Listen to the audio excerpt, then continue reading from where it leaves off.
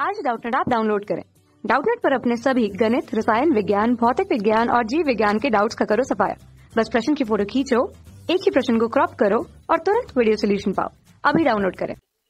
प्रश्न दिया है चुंबकीय पदार्थों के शैथिल्य वक्र का महत्व लिखिए।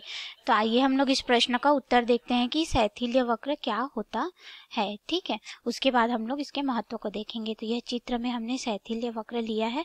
अब यह शैथिल वक्र कैसे बनता है इसको हम लोग सबसे पहले देख लेते हैं। देखिए, जो शैथिल वक्र होता है बी तथा एच के मध्य बनता है। बी जो होता है वह चुंबकीय क्षेत्र होता है। ठीक है, चुंबकीय क्षेत्र। और जो H होता है वह चुंबकीय क्षेत्र की तीव्रता होती है। चुंबकीय क्षेत्र की तीव्रता को हमको बतलाता है। अब हम लोग देखते हैं कि यह जो चुंबकीय क्षेत्र है यह कैसे बनता है। देखिए, हम कोई लौह चुंबकीय पदार्थ ले लेते हैं, यानी कि चुंबकीय पदार्थ ले लेते हैं। उसमें हम लोग बी और एच के बीच में जो संबंध बताना होता है वह बहुत ही जटिल होता है, पर हम लोग इसको समझने का प्रयास करते हैं। प्रायः रैखिक संबंध नहीं होता। ठीक है, एक नमूना लेते हैं जिसमें जो उसका चुंबकीय प्रवृत्ति है वह पूर्व में कैसी थी उस पर भी निर्भर करता है। ठीक है, हमने यहाँ पे एक चुंबकीय पदार्थ का चित्र लिया जो शुरू में पूरी तरह से अनुचुंबकीय है, या फिर हम लोग पूरी तरह से अनुचुंबकीय नहीं, विचुंबकित है बोल सकते हैं। ठीक है, यह हमारा विचुंबकित है, अर्थात इसमें अभी कोई चुंबकीय गुण नहीं है। जैसे ही हम लोग इस पे धारा प्रवाहित करेंगे, बाहर से हम लोग धारा प्रवाहित करेंगे, तो यह क्या हो जाएगा, यह पदार्थ जो है चुंबकित हो जाएगा। चुंबकित हो जाएगा कहने का अर्थ क्या है कि इसके जो डोमेन, पहले जब यह चुंबकित नहीं था तब इसके डोमेन किसी भी दिशा में अपने अनुसार स्वतंत्र रूप से पड़े हुए थे। ठीक है, लेकिन जैसे ही हम लोग इसमें चुंबकीय क्षेत्र की दिशा लगाए, यानी कि धारा देंगे, हम लोग चुंबकीय क्षेत्र के लिए इसमें विद्युत धारा प्रदान करेंगे, तो इसके जो चुंबकीय क्षेत्र की तरफ इसके डोमेन जो होते हैं वह संरेखित हो जाते हैं। एक ही दिशा में इस तरह से यह संरेखित हो जाते हैं। तो ये जो डोमेन संरेखित होते हैं, तो इससे क्या होता है कि पदार्थ में चुंबकीय क्षेत्र का मान बढ़ जाता है। ठीक है, पदार्थ में चुंबकीय क्षेत्र का मान क्या हो गया, बी का मान जो है वह बढ़ गया। तो वह कैसे मान बढ़ेगा, शून्य से लेकर ये धीरे धीरे इस तरह से ए का पाथ आगे जाते जाते क्या होगा, बी की तरफ यह बढ़ जाएगा। अर्थात हम यह कह सकते हैं कि जो हमारा चुंबकीय क्षेत्र का मान बढ़ा और अंत में संतृप्त हो गया। ठीक है, यहाँ पे ये जो ए बी वाला हमारा जो लाइन है यह क्या हो गया, संतृप्त हो गया। अब हमने देखा कि जैसे ही ये ए बी वाला लाइन संतृप्त हुआ, लेकिन उस समय हमारा क्या हुआ, चुंबकीय क्षेत्र की तीव्रता जो थी वह अभी संतृप्त नहीं हुआ है। तो यह व्यवहार जो दर्शाता है कि डोमेन तब तक परिबद्ध और एक दूसरे के विलीन होते हैं तब तक आगे की वृद्धि असंभव ना हो जाए। ठीक है, अब इसमें हम लोग जैसे ही धारा का मान बढ़ाते हैं तो क्या हो जाएगा कि हमारा चुंबकीय क्षेत्र तो संतृप्त हो गया है, परंतु इसमें एच को अब हमें घटाना पड़ेगा। एच को क्या करना पड़ेगा, घटाना पड़ेगा। तो एच को घटाने के लिए हम लोग यहाँ पे फिर से क्या करते हैं, अब यहाँ पे देखो एच का मान हमको क्या करना रहेगा, एच का मान जो है वो शून्य करना पड़ेगा।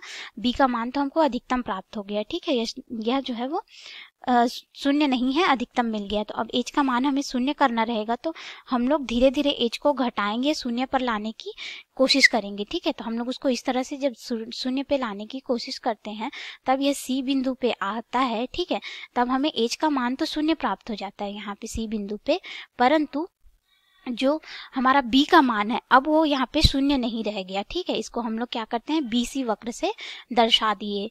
यहाँ पे जो है वो एच का मान जो था वो हमको शून्य प्राप्त हो गया, लेकिन हमको बी का मान यहाँ पे अभी भी मिल रहा है। तो अब हम लोग इस बी के मान को क्या करेंगे, हटाने के लिए, यानी कि बी के मान को अब हम लोग शून्य करने के लिए क्या करेंगे, पदार्थ ये जो हमारा एच का मान शून्य हो गया और जहाँ पे बी का मान है इसको हम लोग बोलते हैं पदार्थ की चुंबकीय धारणशीलता। ठीक है, इसको हम लोग क्या बोलते हैं, पदार्थ की चुंबकीय। अब हम लोग पुनः एच के मान को शून्य करने के लिए क्या करेंगे, बाह्य चुंबकीय क्षेत्र को हटा देंगे। तब हमारा जो डोमेन हो जाएगा वह इस तरह से क्या हो जाएंगे, फिर से इसके डोमेन जो है वो अपनी अपनी दिशा में हो जाएंगे। लेकिन कुछ डोमेन जो होंगे, यहाँ पे जो कुछ डोमेन होंगे वो उसी दिशा में ही क्या होंगे, संरेखित होंगे। ठीक है, तो उसी दिशा में हमको वापस से ये संरेखित प्राप्त होंगे।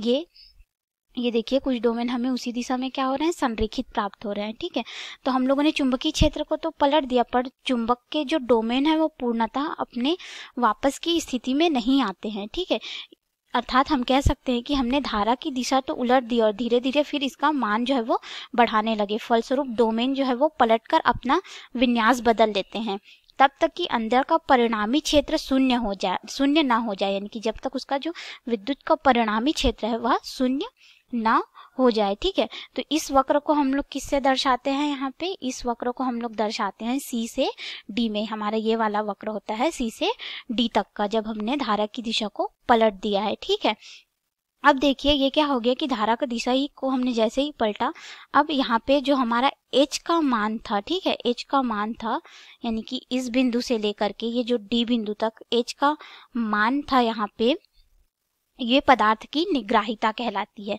क्योंकि यहाँ पे देखो ये जो है b को हम लोग क्या कर रहे हैं, धीरे धीरे शून्य ला रहे हैं। अब d से क्या हो रहा है, इस d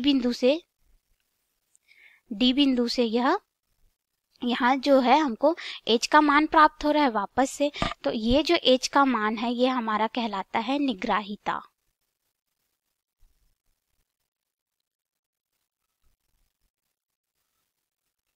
अब हम लोग आगे देखते हैं कि हमें यहाँ पे अब निग्राहिता भी प्राप्त हो गई तथा फिर से यहाँ पे हमारे पास क्या हो गया, h का मान हमको प्राप्त हो गया। तो अब हम लोग उसको कम करने के लिए धारा के मान को कम करते रहते हैं। ठीक है, तो धारा के मान को हम लोग जैसे ही कम करेंगे यहाँ पे फिर से, तो हमें ये वाला जो बिंदु मिलेगा। ठीक है, इस वाले बिंदु में क्या हो जाएगा कि हमारा h का मान फिर से यहाँ पे शून्य तो ये प्राप्त कर लिया, फिर यहाँ पे h का मान क्या है, बढ़ने लग गया, और जो b का मान था वो भी बढ़ने लग गया। h शून्य हुआ, फिर b का मान अब यहाँ पे बढ़ने लग गया। उसके बाद हम लोग क्या करते हैं कि अब b और h के मान को हम लोग को फिर से घटाना है, तो हम लोग यहाँ से विपरीत दिशा में धारा प्रवाहित कर देते हैं।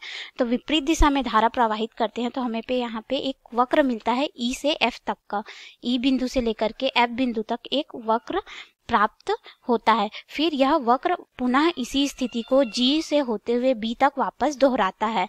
अर्थात हम यह कह सकते हैं कि जब तक H को कम किया जाता है तब तक वक्र पुनः क्या होता है, O से B पे आ जाता है। ठीक है, यानी कि अनुरेखित नहीं होता, उस पे वापस से यह अनुरेखित नहीं होता। यहाँ से ये क्या करता है, दूसरे रास्ते से G से B करते हुए फिर से वह उसी दिशा में ही जाता है, लेकिन इसी रास्ते को यह अनुरेखित या फिर इसी दिशा में आगे नहीं बढ़ता है। ठीक है, अब हम लोग इसे निकाल सकते हैं कि जो h के लिए दिए गए मान थे वो b का कोई अद्वितीय मान प्राप्त नहीं होता है। यानी कि h का जो मान हमको प्राप्त होता है, h का मान लेते हैं कोई x मान प्राप्त हुआ, वहाँ पे b का कोई मान प्राप्त हो या ना हो इसका कोई हमको जरूरी नहीं रहता है। ठीक है, और हम यहाँ पे कह सकते हैं कि वह जो हमने नमूना लिया है वह पूर्व में कैसा था, चुंबकित था, विचुंबकित था। इस परिघटना पे भी चुंबकीय शैथिल्य का मान जो है वह निर्भर करता है, उसको हम लोग क्या बोलते हैं, चुंबकीय शैथिल्य बोलते हैं, जिसको हिस्टेरिसिस का भी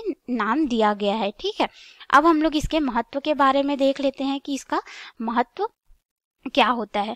देखिए, जो चुंबकीय शैथिल्य वक्र होता है वह हमें स्थायी चुंबकों के लिए उचित पदार्थ को चयन करने में मदद करता है। ठीक है, साथ ही साथ हमें यह बताता है कि शक्तिशाली चुंबक बनाने के लिए पदार्थ उच्च चुंबकीय धारणशीलता होनी चाहिए। उसकी जो धारणशीलता है, धारणशीलता अधिक होना चाहिए, निग्राहिता अधिक होनी चाहिए, निग्राहिता का मान जो है वह अधिक होना चाहिए। ठीक है, और ताकि ये इधर उधर चुंबकीय क्षेत्रों या तापीय उतार चढ़ाव, या जैसे कि हम लोग का मौसम परिवर्तन हो तो तापीय उतार चढ़ाव से जो हमारा चुंबक है वह खत्म ना हो जाए या फिर उसमें कोई बाधा उत्पन्न ना हो। इसके साथ ही साथ हम लोग देखते हैं कि जो स्टील एक ऐसा पदार्थ है जिसकी जो हम लोग को वक्र प्राप्त होता है, शैथिल्य वक्र। ठीक है, स्टील के लिए जो शैथिल्य वक्र प्राप्त होता है वह बहुत ही सकरा होता है। ठीक है, शैथिल्य वक्र जो हमको मिलता है स्टील के लिए वो कैसा होता है, सकरा होता है। किसके लिए, स्टील के लिए।